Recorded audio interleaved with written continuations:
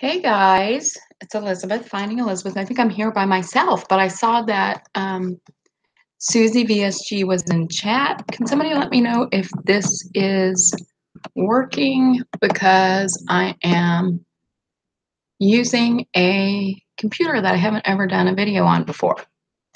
So let me just type something in chat. Just to make, oh, now it says 4 viewers. Okay, people are here. So what's going on? Yesterday was my 4-year surge anniversary. So like I did last year, I thought well, every year I do a Q&A and giveaway. So I thought I'd do it again this year. Last year I did it live. It was a lot of fun. It's weird for me to be on here live without anybody else. And I have ADD. So going back and forth between the questions and the chat should be interesting. I hope you guys will bear with me. And also, oh, thank you, Susie. Susie says I look cute. So the giveaway is if you posted a question online, or if you show up in the chat and let me know you're here, I'm going to do 2 giveaways. One for the people who posted questions and one for the people who let me know that they're here in chat for the Bariatric Badass product of your desire, except for the retreat, because I already gave those scholarships away. But anyway, so let me know you're here and we'll get started. I had, for those of you, Fit Fat Brit Bat's here. Hi. For those of you, I think probably anybody who's turning into this live knows me, but my starting weight was in January of 2014 was 402 pounds. My weight at surgery, which was April 14th, 2014, was 360.6 pounds. My weight last year on my surgery was 218 pounds. And my weight today was 221. So I'm up 3 pounds from last time, but I have gotten much lower than that. And that's what I'm trying to do, is kind of get back to where I was. So who do we have here? Brittany's here, Susie's here, Hopeful T is here, Catbird 1954 is here, and Lisa Love is here. Hey guys, thanks so much for hanging out with me. Also, I'm out of the practice of doing live YouTube. So anyway, oh, and who else? Release, who says my shoulders look great. Thank you. And Sean Kennel, who says she likes the flower. Thank you. I do too. All right. The other thing is I haven't really thought a lot about these questions. In fact, I may be reading them in detail for the first time right now. So again, bear with me. And I hope everybody's having a great Sunday. Lisa Love, who's on the line, yours is the first question. And I didn't do these in any particular order. I just kind of copied them from all the different places. So Lisa wants to know, what is the one side effect of surgery that you wish did not exist? So really, the only side effect of surgery that I wish didn't exist was that as you get further out, you can eat more. I really didn't have, I had things like, I did have hair loss the first, maybe between 4 and 6 months post-op, but that went away. What other side effects did I have initially? In the very beginning, you're a little dizzy and weak. That was fine. The thing where you are in the beginning, you're trying to figure out how much you could eat and you don't really know. So you get a little sick. So that was a side effect, but I don't really mind that. Really, the only side effect that I'm not so crazy about is that now I can eat more. I wish that I still could only eat the amount I did initially. All right, and if anybody else has thoughts on these questions, you want to pop into chat to let people know, that would be awesome too. So Eileen goes, Lean VSG asked, oh, she's very sweet. She says, without you, I wouldn't lose 158 pounds. It's that easy. I soaked up all your videos as I was making the decision to have surgery. Well, thank you. It's not about me. It's about you. Okay, she's got a couple questions. Do you have one or more tried and true go-to meals that you can rely on to keep on track? And sorry, for those of you who watch me, this is probably going to be repeating a lot of stuff I've said before, but maybe there will be new people watching. So my tried and true meal is tri-tip. I still eat that a lot. And sometimes salad or some vegetable that's on the side that's not a carb, but tri-tip or roast chicken or things like that are easy and quick for me. K-Ray is here. Hey, how are you? So number 2, what kind of daily meditation do you use or recommend for us? I actually have on my YouTube channel a meditation playlist. If you want to look at some of those are some of the ones that I use. And there's a great daily email. This is really reading more than a meditation, but it's Jeff Kober does a daily Vedic meditation email that is really great. And I'll try to remember after this goes live to put all these in the description box. Number 3, is there something that you can think of that snaps you back if you feel like you're ready to give up? For me, I have to remind myself that I left my job and put our financial future at risk in order to do the surgery, so I need to make it work. Usually I have a core group of friends and weight loss surgery people that I text with pretty much daily. And usually if I'm getting too down in the dumps and worried about it, they snap me back. And the other thing is just weighing every day, because I just can't go back to where I used to be. And so weighing every day sort of keeps me on track with that. All right, Fresh Orangina, who is Carrie, who's having plastic surgery, I think, coming up after 9.5 years post-op, which is awesome and gives me hope that I may eventually be able to do that too. And I think she's having it here. Well, I know she is, because she posted a question about places to stay in LA. So wishing her all the best of luck with that. So she wanted to know, how did you develop your closest ties in the weight loss surgery community? For me, it was through YouTube, as I did not have a support community where I lived. So yeah, it started as YouTube for sure. My true surgery sister, who we had our surgeries one day apart and we met pre-YouTube, and she was the one who introduced me to YouTube. And it's her 4-year surgery anniversary today, is Watch Patty Melt. And I saw today that she posted that she's going to start making videos again on her channel. So that is super exciting.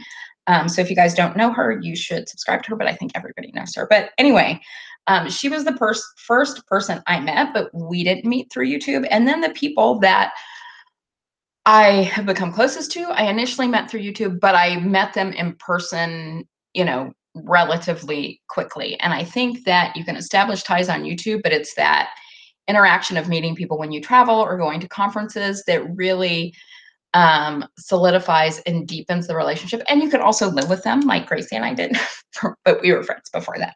But anyway, that's how it's been. It started as YouTube and social media, but then it always helps to have met people in real life. Let's see. And I lost my questions. Like I said, post what you guys think about that as well, and what your support systems are.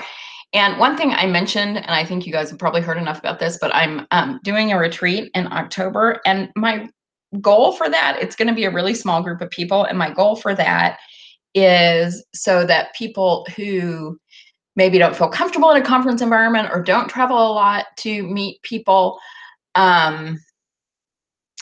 they have an opportunity to build some bonds, because I think support is the biggest part. And I'm really excited to see that some of the people who are signing up are pretty newly post-op, because you really need that. Okay, Lisa Love says she weighs daily also, which is awesome. And she says friends disagree with that. And I know a lot of people disagree with that. Some of my best friends disagree with that. But, it's whatever works for you. And that's what works for me. Lisa Linder wants to know, what do I typically eat in a day? I have a couple of what I eat in a day videos that I'll post, and I may start doing that again. But for example, for example, today I've had cheese and I have had, it's 4:00 here. I've had cheese and I've had a quarter of a carne asada burrito and coffee. So that's what I've had today. But I'll post some of the what I eat in a day videos. Typically I'm probably between 12 and 1,400 calories a day, trying to focus on keeping my carbs low, in best case scenario below 20, in regular everyday scenario below 50. So Susie VSG, who's here, her questions: how do I strike a balance between being kind to myself and pushing myself? And that's a really, really good question that I feel a lot of people struggle with. I don't think, for me personally, I am always so hard on myself in my head that it's more of an issue of, it's, for me, it's more on the other side of being kind to myself and giving myself grace. But I mean, I think you have to be realistic. I think setting some goals for yourself is important, things that are important to you. Right now, for me, it's fitness.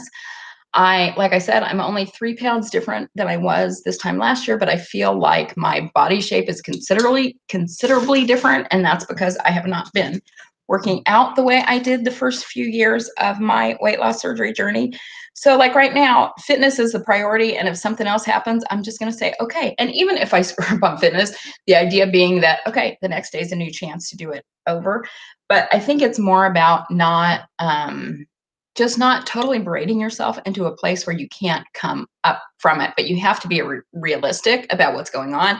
Being kind to yourself can't be watching yourself gain 10, 20, 30, 40 pounds and saying, well, it's okay because I'm being kind to myself. And being kind to myself means eating candy or whatever. Well, that's not really being kind to yourself. But being kind to yourself means if you're trying, you have your goals, and you screw up, you give yourself some grace. You know the times in your life when there may be lots of other things going on that it's hard for you to keep on track. You know those times more than anybody else do more than anybody else does. And so it's just recognizing, I think we all know, when are we in denial and when are we giving ourselves grace? But I think setting goals is important. So what are we saying in chat? Fit Fat Brit Brat says Instagram is a great way to get support every day, which is true. Insta stories are the best. Susie VSG also weighs daily. And K Ray says Instagram is fantastic. I like the off the cuff Insta stories because you get a peek inside the thought process that may be more planned on YouTubers' videos and may have edited out. Dorothy Clark is here on chat and she has a question. So I'm going to take that. Do you hold back on talking about weight loss surgery to people in your daily life for fear they will judge you? No, not at all. I have been very open about my weight loss surgery, and I have never once, and I hear that other people get this, but I have never once gotten negative feedback from anyone in my life. And actually, several people in my real life who have followed my journey have gotten weight loss surgery as a result. And that makes me feel super, super happy, but it's not something that I keep to myself. And I've never had anyone, well, if they judge me, they did it silently. So that's that. Okay. So also, Susie VSG, what has been your favorite NSV so far? So I've talked about this in other videos, but I really think it came down to this one moment when my son, he's 21 now, he is a musician, and he'd never invited me to go see him play.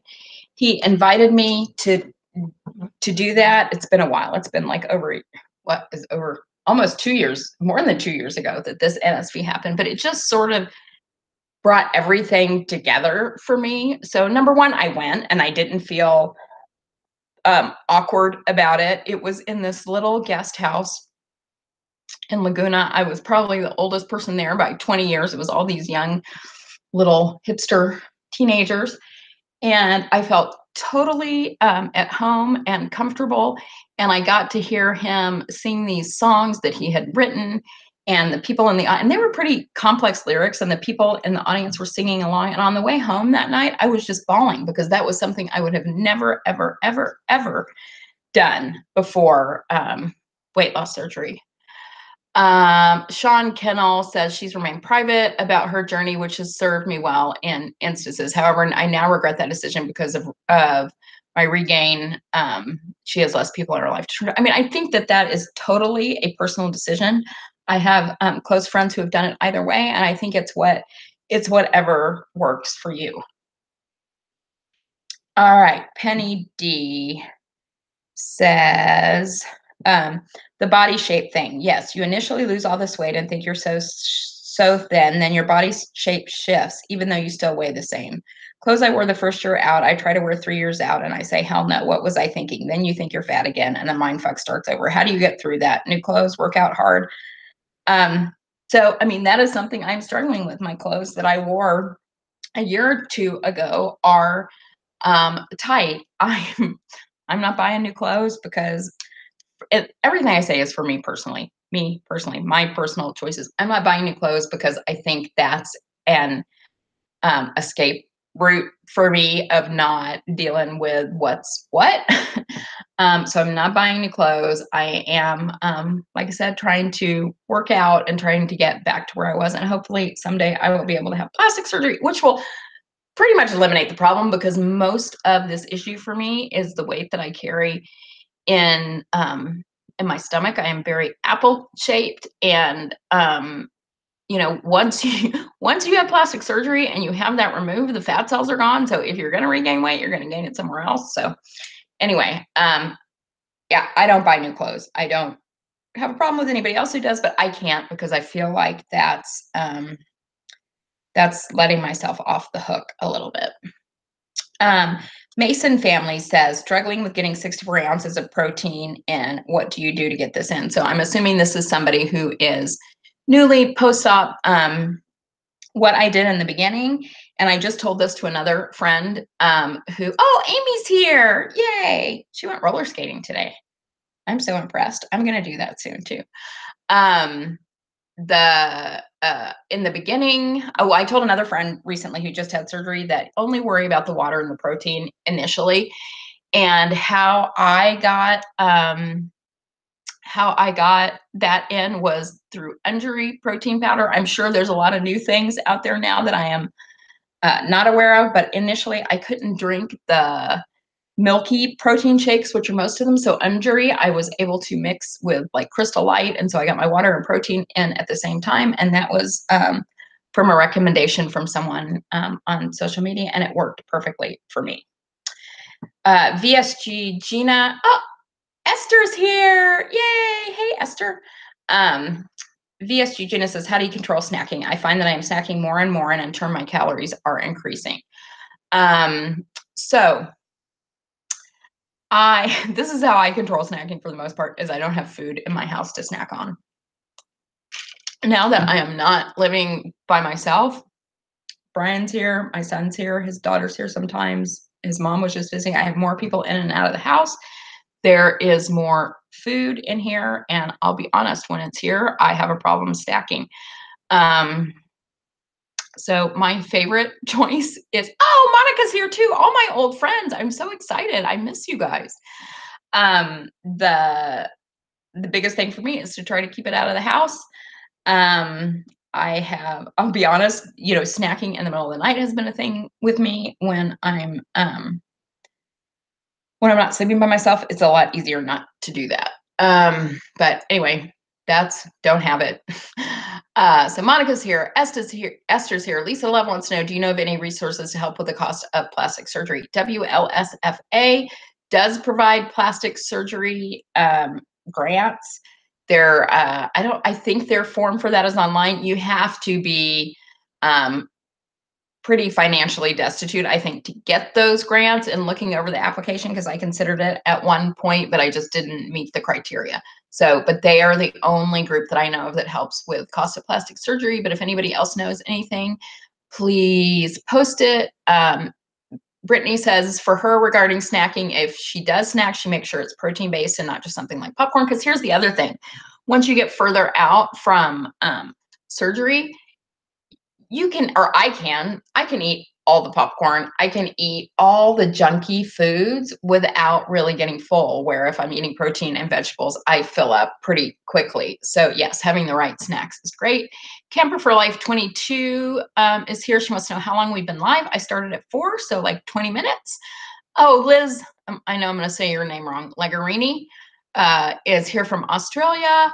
Sleeved Bug is here. Oh, Monica says she had cataract surgery and can't see a thing. I hope you're recovering from that.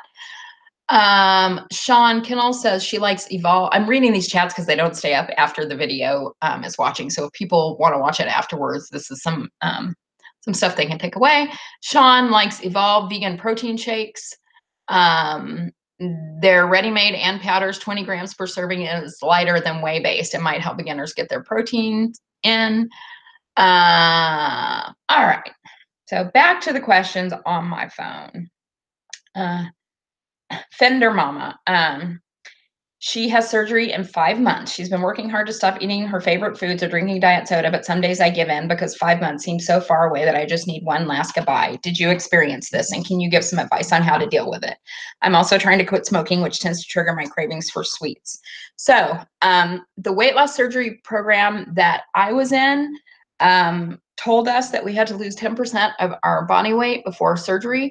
So I started implementing my sort of one small step program to kind of get that weight off. And I was very fortunate that I think that those of us who have a long time pre-op, I didn't think this at the time, but now I think it's really fortunate because it gives you a chance to deal with those addictions before you have surgery. So I had dealt with slowly but surely. I lost that 40 pounds before surgery. I dealt with my sugar addictions. I dealt with my fast food addiction, and just by like doing one thing at a time. I mean, I remember initially it was tracking my food in my Fitness Pal without judging what I was eating or changing what I was eating. And then it was drinking water. I started with the easy ones. And then it was, if I was going to have fast food, I couldn't eat it at the car. I had to either go in or sit at a table and eat it. It was cutting out soda. I mean, I just did these little things one by one. So I didn't really, what do they call them? Food funerals. I didn't really have food funerals that I can remember, but I do remember the day before, the day of my surgery, being so freaked out that I was never going to be able to eat these foods again. Well, I shouldn't have been worried because at least for me, there isn't anything that I can't eat. So I can't eat as much of it as I might have before, but I think if you can try to get control of those addictions beforehand, it's much easier. Okay. And congratulations on your upcoming surgery. That's super exciting. Okay. Sleeve EM wants to know, do I have a specific goal weight or you just go by how you feel? She gets asked that at her surgeon's office and has no idea how to answer. I feel like my body will tell me the correct weight. So my surgeon's office didn't set a goal for me. I went through various goals along the way. My first one, I think, was 140 pounds, which obviously I'm not at. And my reasoning behind that was, number one, because I was losing weight so fast in the beginning. But number two was because, or I think it was like 139, because 140 was the lowest adult weight I had ever been. But yeah, that didn't happen. And then I was shooting for 180, which also didn't happen. Right now, I would be happy to get to my lowest, which was 198. And then have plastics, which would probably take me down to about 180. So I would be happy with that. But your body does tell you, I mean, there's going to be a certain point where you just sort of plateau. And it's funny, all the research, everything everybody told me who had gone before me was, you're going to get to that weight and then you're going to go up 20 pounds. And I was like, no, not me. No, not me. No, not me. Well, guess what? Me. And I recently went to my 4-year surgery, and because that lowest weight I hadn't been since my 2-year surgery because I didn't have insurance for a while, because my lowest weight was in between my 2 years, they were just thrilled that I was a couple pounds lower than I had been the last time I went there. I was less excited about that, but anyway. Yeah,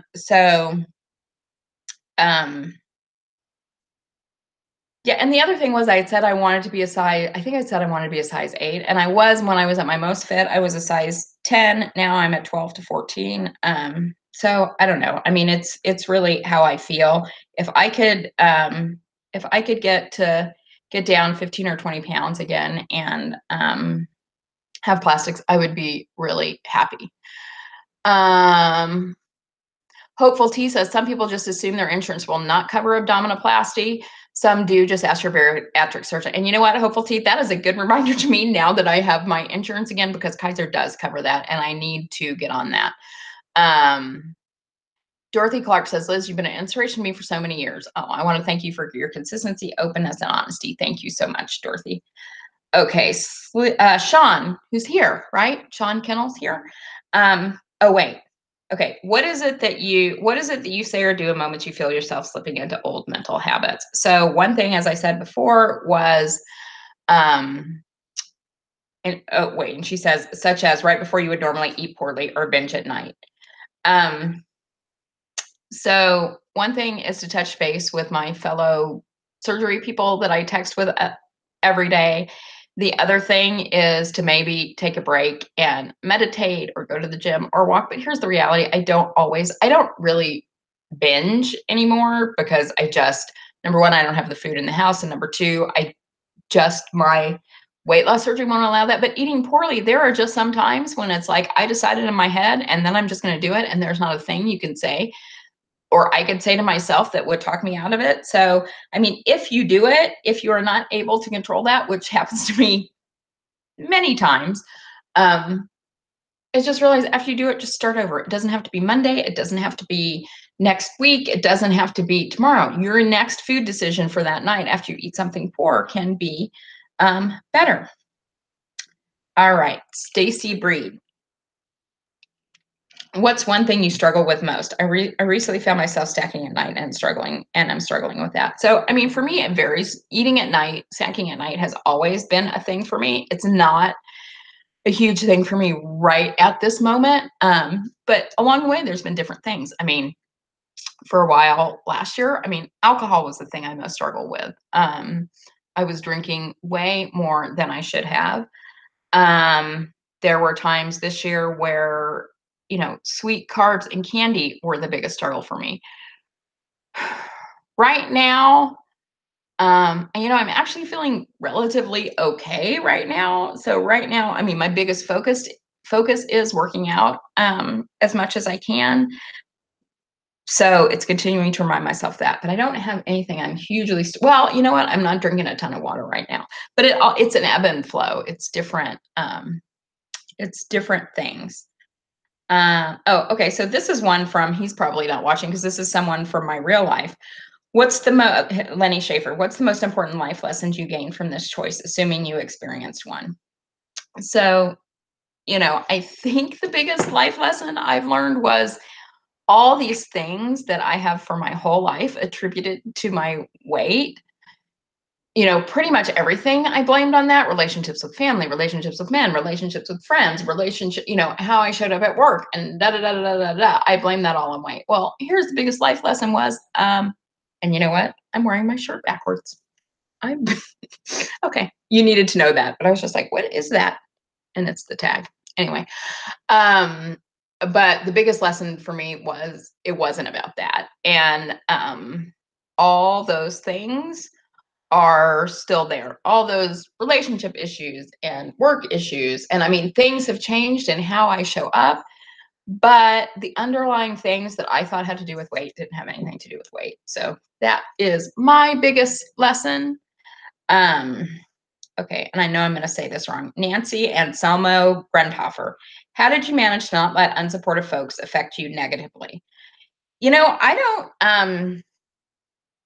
I don't have a lot of unsupportive folks. I mean, there are some people in the YouTube community who say snotty things sometimes, but that doesn't, I mean, if they don't really know me, it really doesn't bother me. I may get ticked off about it for a few seconds, but I really haven't had unsupportive people in my life or in my journey as it relates to weight loss at all. So that hasn't been an issue for me. Oh, this says my shoulders are super sexy. Thank you. Yeah, I know a lot of people do. I've seen things where like Nirvana and Beautiful Alicia get these horrible, horrible comments from people. I really have, if I have gotten negative comments from people, I don't remember it, but so it just hasn't been an issue for me. I mean, but my advice, if you're dealing with that in real life or in this weight loss surgery community is, take it for what it is and who it's coming from. And you and you know what you're trying to do and basically fuck them. Sorry, potty mouth. RNY fluffy to fit. Over the past 4 years, what did you learn about yourself unrelated to weight loss? Well, probably the big thing was what I just talked about, that all this stuff didn't have to do with weight that I had thought had to do with weight. But a couple things I want to touch on. And like I said, I did not read these in advance, so I haven't given a lot of thought to them but one of the things I learned was even if you're going to get hurt, you have to open up and you have to love people regardless of what the outcome is going to be. And I think before, and part of my weight was that I was sheltering myself from that and connecting with people. And, you know, I've gotten pummeled in these last 4 years from different relationships, and it's okay. I lived, I survived, and I wouldn't really trade those lessons for anything. And there was one other thing I was thinking. Oh, here's the other thing is for so long, I was like, you know, and maybe this has to do with weight loss, but for so long, I was like, and I totally lost my train of thought. That's the problem with going live. For so many years, I thought that by losing weight, I would become this person that I never was before. But what I realized through this process is by losing weight, I uncovered the person that I always was. This wasn't somebody new. And even my YouTube channel was Finding Elizabeth. So I thought I was finding somebody new, but really what I was doing was digging in and finding the person that I always was and wanted to be.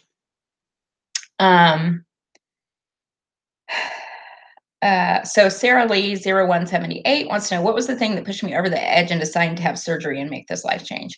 So again, sorry for you guys who've heard me say this a bunch of times, but my husband passed away about 8 years ago, and we weren't together at the time of his passing, but you know, he was, I mean, we had been back and forth for 20 years, and I think I was probably the person other than his kids who loved him the most in his life. And at his memorial service, I was so embarrassed by how I looked and what that would say to him that, everybody was getting up and speaking. I mean, my son, who was only 14 at the time, got up and spoke, or maybe 13, got up and spoke, and I couldn't.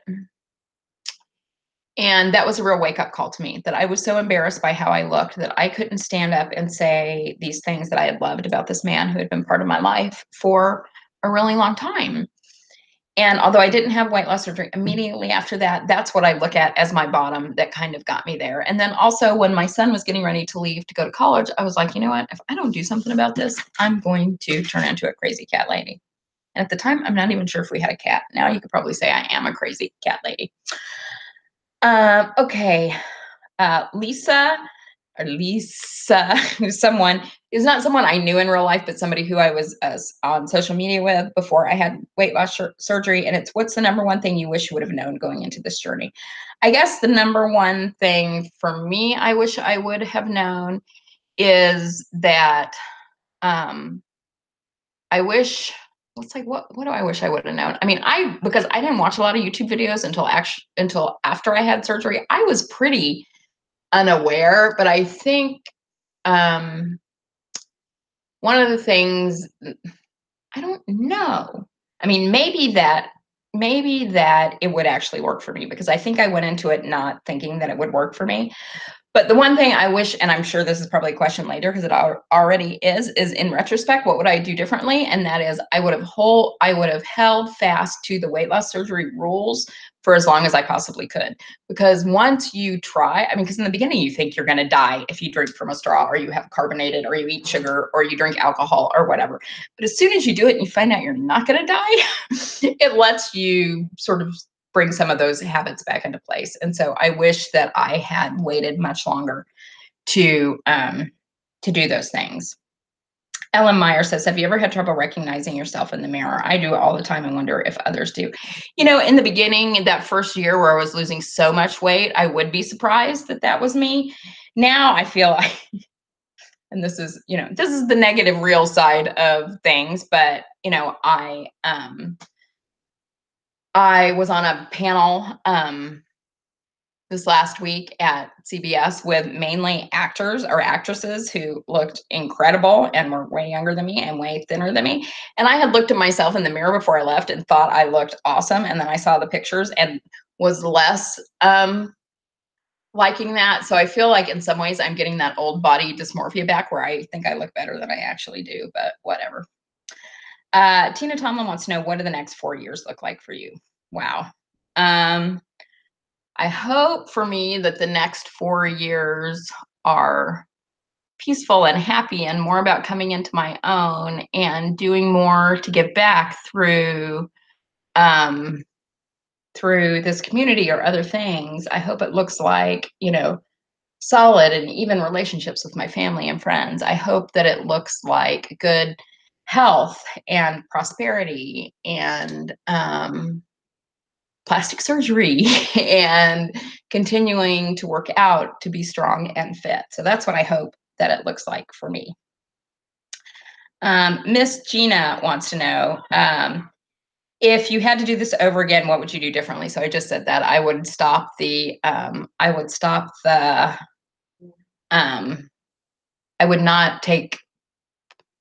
not follow the weight loss surgery advice for as long as I could.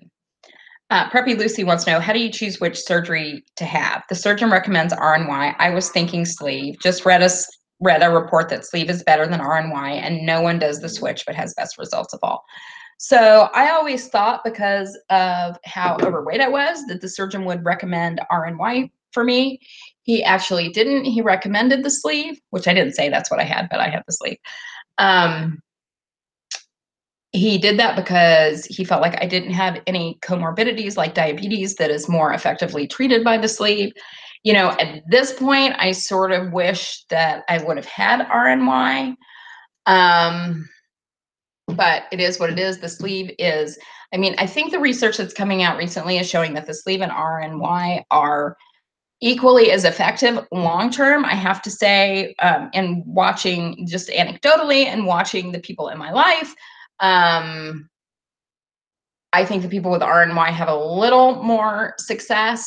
But I think after the first couple of years, it's all a challenge of what your habits are. DS is really severe reorganizing of your intestines and how much nutrition you're getting in. So I would say, my feeling is people don't want to do that unless you are seriously morbidly obese. And many people that I've known who wanted to get DS, they had to have VSG first to get down to be at a safe weight for the surgery. And then they didn't need DS because VSG worked. So it all depends on you and what your surgeon's recommendations are. Sleeve is the safest, I believe, in terms of complications immediately post-op. I think they're RNY and VSG are all pretty safe at this point. But I do sort of wish that maybe I had had RNY. Okay, and Preppy Lucy also, so she's obviously pre-op. She wants to know, what does it feel like? Are you hungry? I don't understand that it's a tool part. How much easier is it after the surgery? It seems so foreign to me. And when I've asked questions, it's very circular. The doctors say one thing, the support group is a complete 180. I'm completely freaked out and have really no solid answers. I see people huge having the sleeve, and yet the doctor wants me to have RNY with no medical issues or reflux in my history.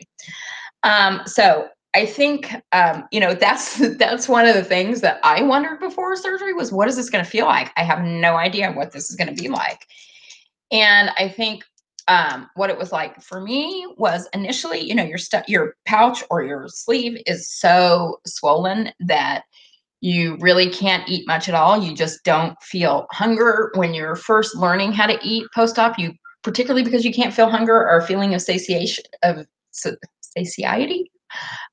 You don't know exactly when to stop eating. Many people that I know do not have hunger years out from surgery. I did. I got I got hunger back a couple of months afterwards. And actually, although I didn't like it at the beginning, I like it now because it tells me when I need to eat. It tells me when I need to stop. And it gives me cues for my body that I feel like if you don't have hunger, you don't have. Let's see, what else did you ask? So, you don't know what it feels like until you feel it, but it doesn't, and I can understand how the doctors would say one thing because very few doctors have actually had it, right? Support group, I don't know. When I went to support group, following my surgery, most of the support group was made up of people who were either getting ready to have surgery or who had just had it. So it wasn't there weren't a lot of veterans there. So we were all sort of asking questions. And I know Patty and I went to one because we had to for our class. And it was like, I feel like I know more than the people do in here. But anyway, so Sleeved After 60 says her surgeon at a teaching hospital says research shows health-wise you do better with VSG. There are more long-term issues with malabsorption as the year goes by with RNY, and I'm sure with DS. Amy gets a 360, says she wished she didn't have hunger. And Hopeful T says, I don't get hunger yet, 3.5 years out. It feels like you feel every day eating, you just can't eat a lot. And Liz says, I have always had hunger and was so shocked, but it just goes to show we're all different. Yeah, and I mean, like I said, for me, I really do try to be mindful in my eating and stop when I'm satiated before I get full, because if I am too hungry when I start eating, I eat too fast and I really feel nauseous, particularly if I'm eating something heavy like beans or solid protein. But it's a way to be mindful and listen to your body. And ultimately, I think that's what we need to do. But I don't know. I mean, I'm curious why some of us feel hunger and some of us don't. So my buddy Sarah Harrison says, what's one thing you still, or what's one WS rule you still follow even after 4 years VSG? I don't usually drink when I'm eating. And I never drank with a straw before weight loss surgery. I don't really like it. And so I don't drink with a straw now.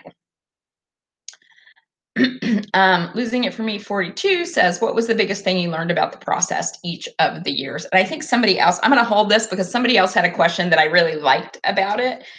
That I'm going to tag this question onto. They had said, what are 2 or 3 words that describe each year? So I'm going to tie these 2 questions together when I get to that question.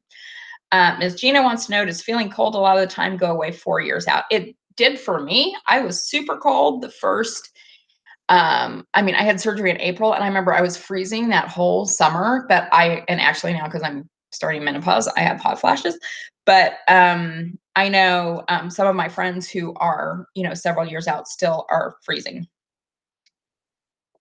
So Trish Park says, knowing what you know now, what would you tell yourself 1 year post-op? What would you do differently? So what I would tell myself 1 year post-op is you are going to have to work really hard at this, and you can't ever stop. And I think I always planned on working really hard on it, but it's sort of the idea that life gets in the way and it stops being your number one priority. And so I wish I would have been a little bit more aware of that. And I probably would have more closely watched my alcohol consumption those first couple of years out. Grace Gets Gastrics wants to know, what's something you did believed at the beginning of your weight loss journey that you no longer think is necessary, believed to be true? I think I thought that I wasn't going to have that 20-pound regain, which now I know is true. I don't know. I think my core ideas about the mechanics of weight loss surgery have remained the same, that it's protein and produce, that you have to drink your water, that you have to work out. There really isn't anything that was like that I didn't believe, but I truly did not believe that I would ever stop exercising regularly, or that I would have this 20 pounds a regain. So Dorothy Clark says, regain is real for sleeve and RNY alike. I'm addressing a 30-pound regain 5 years post-op. I feel hunger, but protein first still curbs my hunger. Mindful eating, I agree, is the key. Foodie Turned Sleevey wants to know, whoops, where did that one go? Foodie Turned Sleevey wants to know, what do you think the next 4 years of weight loss, healthy living will look like for you? So it's the same. It's continuing to work out. It's continuing to do all the things. We have to do this forever. Weight loss surgery gives you, here's the other thing I believed early on. I didn't believe that the honeymoon period was real. Okay. All that stuff they tell you, it's real. So, but the next 4 years are the same things, are trying to do the best I can with my eating. Doing things like meditation and prayer that keep me centered, continuing to work on myself, continuing to exercise and get more fit, and just doing all those things that we know we're supposed to do. All right. Tara Smith Conway, how do you stay motivated after the major weight loss lows and you're in maintenance? Without the high of the scale loss each week, I'm starting to have to find a new path. Any advice? Well, you know, it's when I say it's hard, I mean, that initial period when you're seeing those big losses is amazing and it does keep you going. But for me, even like a week where I maintain, where I don't have a gain is motivating to me because I don't want to experience too much regain. The Mad Life Sun is here. Okay. Okay, here's the, I'm going to combine Melody's and Maiden's question with Sarah's, losing it for me 42. If you had two descriptive words or phrases to describe the first year, second year, third year, and fourth year, what would they be and why?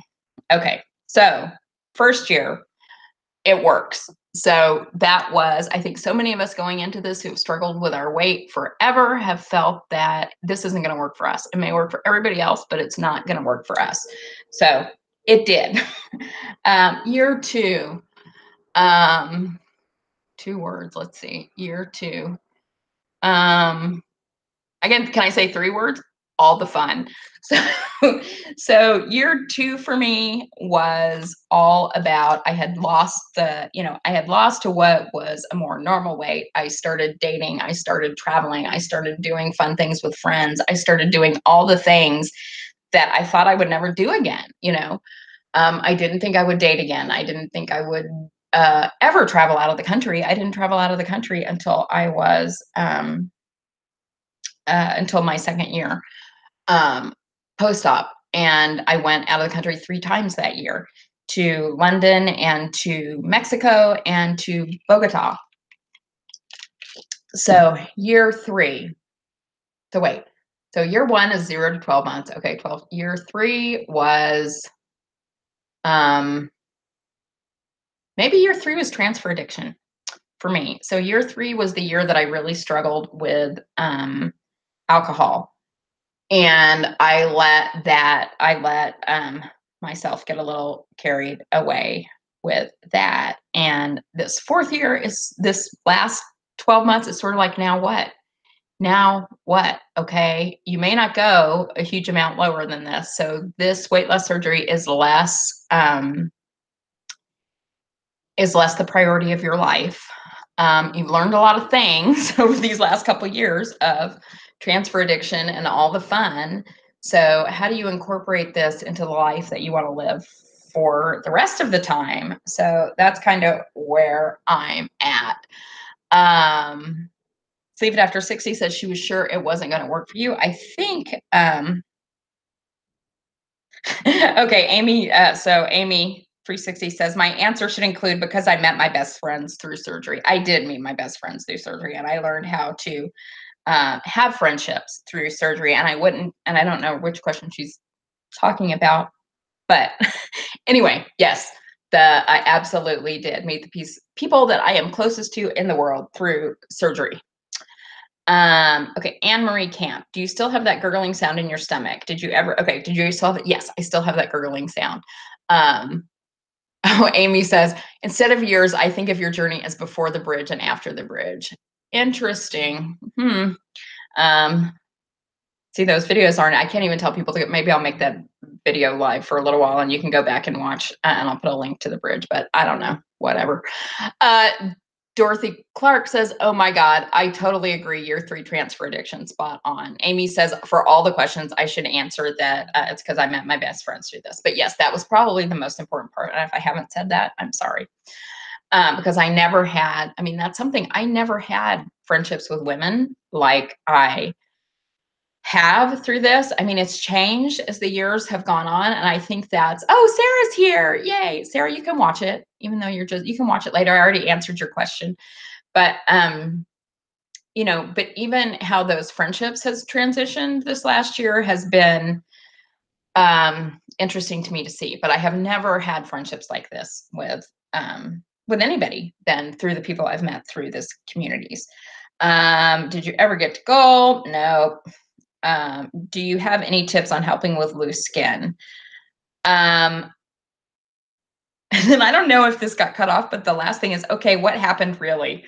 what happened really with what? I'm afraid almost to hear the rest of that question. But anyway, loose skin, I mean, the things that helped me initially were making sure in those early days post-op that you're getting your protein in, because so that you can try to lose as little muscle mass as you possibly can, and also strength training. I mean, I think those are the things that helped me most, considering that I lost so much weight. I mean, I feel like my loose skin is pretty bad now, but for the first couple of years it wasn't as bad. Martha Gerardo says, what are your feelings about what others might consider as your weight loss surgery failure, i.e. not having made it to goal weight? You know, I don't give a shit, but I also don't know. Oh, Gracie's stalking me live. But I also don't, you know, if people think I'm a failure, they haven't mentioned that to me. I think the biggest voice about that is in my own head. And I did a video on it recently. But even, I mean, even I don't really think that when I'm in a better place, because, you know, I have lost almost 200 pounds. I've kept it off. I have changed my whole life. I found out I was physically and emotionally strong. I've had experiences that I never thought I would have. So I don't, if anybody does think I'm a failure, then sorry. Tracy Ring Kreider said, would you do the sleeve again if you had it to do over? You know what? I think I would have pushed for RNY. Wendy Homequest says, how do you incorporate exercise into your lifestyle after WLS? So, you know, initially my first couple of years post-op, I worked out with a trainer 2 or 3 days a week. That has not been, that hasn't worked as well lately. One, because I can't afford it, or he's been changing places or whatever. So what I'm doing now is I am walking. I am doing strength training at home. I'm doing C to 5K at the gym. And I'm also trying out different classes at the gym. I tried bar last week. I actually really love it. I'm going to try some new ones going out. And, you know, the other thing is, I mean, just daily life things is I always, unless I have somebody with me who doesn't want to park far away, I always park far away from where I'm going. I try to run up the steps. I always, this is silly, I always take my grocery carts back to by the door. I mean, just little things where I can move more during the day. Release says, you're the opposite of failure. Thank you. Sean says, no failure here. Angela Santoro says she's getting the sleeve in June. Congratulations. Stephanie Telfire says, oops, wait, hold on. Your thoughts on diets? Like low fat was the gospel of the 90s and the gluten-free craze a few years ago. So how long do you think keto will last? Do you think doctors, nuts will ever get it right as far as what's good for us? I mean, my idea about diets is that diet in general doesn't work. You have to figure out something that's going to be a lifestyle that you're going to be able to, for the most part, 90% of the time, maintain for your whole life. That's why I'm going back and forth sort of on the strict keto thing, because I don't know if that's something I can maintain for life, but I think 50 carbs or less is something that I could maintain 90% of the time for the rest of my life. So I think different things work for different people, but I think you have to find something that you can live with for 90% of your life. So, and I think probably low fat was the worst idea. Dorothy Clark wants to know how many openings are left for the retreat. We actually have quite a few openings left for the retreat, because a lot of people expressed interest, but then either haven't committed or weren't able to. So I think I have 10 spots left. And honestly, if I don't fill those spots by the 1st of June, then I will probably have to cancel and refund money, which I hate to do, but I just, I have to get 20 people there for it to make financial sense, so that I'm not paying for it myself. So if you want information about the retreat, just comment with your email address and I will send it to you.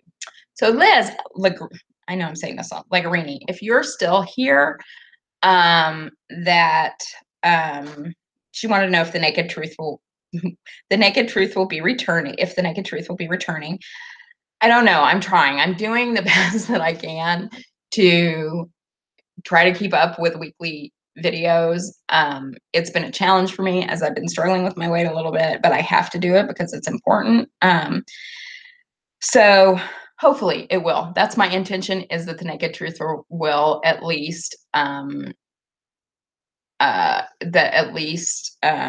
once a month it'll be coming back. She also wants to know, where is the photo board that is normally behind you in your YouTube videos? Let me see if I can show you guys. So it's still early in the year, so I only have one. So I keep it over, can you guys see it? I keep it over my desk where I'm working so I can see it when I'm working. And I put one behind me when I move on to 2 photo boards. So that's why you don't see it yet, because I only have one. Zen Maiden wants to know, what is the biggest lesson you learned in the last 4 years about yourself? I think I've sort of already covered that, but it's that it's worth it to be vulnerable and to love people. Oh, Liz is here. And I want to, Monica Sleeved After 60 says, her surgeon made it clear to her at her very first meeting that he believes losing 20% of your highest weight and keeping it off is successful for your health. So that's awesome, because I have definitely done that. I think I'm 80%. I think. I don't know. I have to figure it out again. Melodies and Maiden also wants to know, what's the one thing you would do differently? I already talked about that. Robin Phaedra Ovid, is that right? I can never remember people's YouTube names now that I'm not watching YouTube videos as much.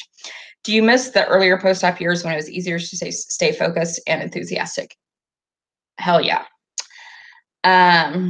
Judy Ulrich says, so miss your videos on YouTube and the Naked Truth. My question would be to ask, what are all the successes you've accomplished since weight loss surgery? Okay. So I think I've hit on some of those. So losing 180 pounds, keeping it off, learning that I was strong, and that although my whole life I thought that I wasn't, I wasn't athletic, or I didn't like exercise, or I couldn't compete in that way, that I could, that I love it, that I'm super competitive athletically, that I competed in that plank contest at the film festival the first year, and was, I don't know, like the 5th or 6th person out, and there were like firemen and super fit people competing in that, and I wasn't the first person out. What have I accomplished? I have made a pretty solid commitment to YouTube and doing this and chronicling my journey over the last 4 years. My confidence has exploded in many ways in my life. Like I said, I've had really incredible relationships that I never had before post-op. Friendships, family. I mean, my relationships with my family have changed significantly over the last 4 years when I got over the idea. I mean, I think I did a video about this. We've been on an hour. Wow. What was I going to say? Oh, I had done a video like fairly soon post-op, maybe like 6 months ago, when I went on vacation with my dad. And it was the first time that I'd realized that all these things that I thought were about him being ashamed of me because of my weight didn't really exist. And that changed our relationship. So I've been able to have, and of course I met all my best friends through this. And I don't know. I mean, there's so many things that I've accomplished. Maybe I'll really think about that and come up with a list as a topic for a future video. Where are you wanting to be in 4 years? So, and are you still planning on plastics? So where I would like to be in 4 years is to have had plastics and recovered from it and still be eating well and practicing fitness. Patty C. My question is, how can I best keep my focus on my surgery, which is where it needs to be, when there is all this other garbage getting in the way? I think you make the you set priorities for yourself, and sometimes you have to just take time for yourself, and that could be walking or meditating or whatever, and tune out these other people, because at least initially, and I think it's one of the reasons that I was so successful early on, was it was after my son moved out. I didn't have anybody to worry about but myself. And I know that's a unique situation, that most of you guys have families and husbands and kids who are still at home and part of your life. But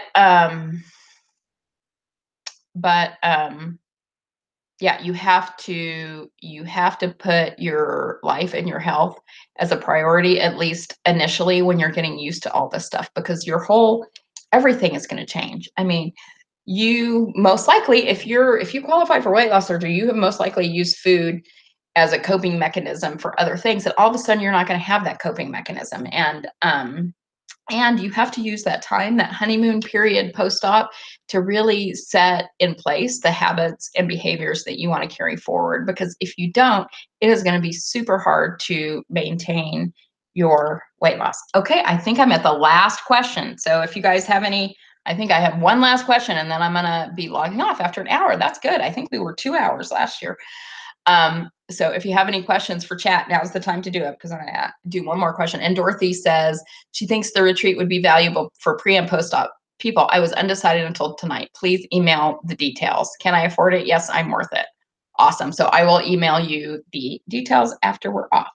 Okay, Kay Ray, who is somebody that I met in New Hampshire. I was so thrilled. She came and visited me and brought me these super cool cups, because you guys know how I love coffee cups. So her question is, you always say be your authentic self. I always say it. I don't always do it, but I try. What over the last 4 years is the most surprising strength that has bubbled up to the surface of your being yourself? Why was that surprising to you? And you know, it's something that I have said, that I've already said a couple times. For me, the biggest surprise was that I could be in relationship with other people. I could try to be vulnerable, and I'm not always perfect about this, for sure, because I have all my own issues about relationships, but that I was willing to try and show up. And when there were obstacles or challenges and it hurt, I survived and I got through it, and I was ready to try it again. I mean, that is, I think, so much of my weight issues were about blocking myself off in fear of being in relationship to people, and it was a way that kept me safe. And so that is probably the biggest thing that I've gotten from all of this. So Release says, Liz, I hope you never stop making videos. Do you plan to continue making them for the foreseeable future? Yes. I have always said that I would make them for 6 months after I hit my goal weight. Well, we know where we are with that. So anyway, yes, I do plan to. I, find really, I've always said that I never struggled with something to say, but I think part of that was because for most of this journey, I've lived by myself and had a lot of time in my own head to think about this stuff. And I don't do that as much anymore. So sometimes I find myself challenged with what to come on and talk about. So if you guys have suggestions of things you want to hear me talk about, let me know. And I will do that. All right, guys. So I think I'm going to log off. I will try to book a Naked Truth for by May 15th. So that would be another Sunday video. And then I'll be back to see you guys next week. I so appreciate you guys coming and hanging out with me and being as supportive as you always are. All right. Have a great rest of your weekend, and I will talk to you later. Bye-bye.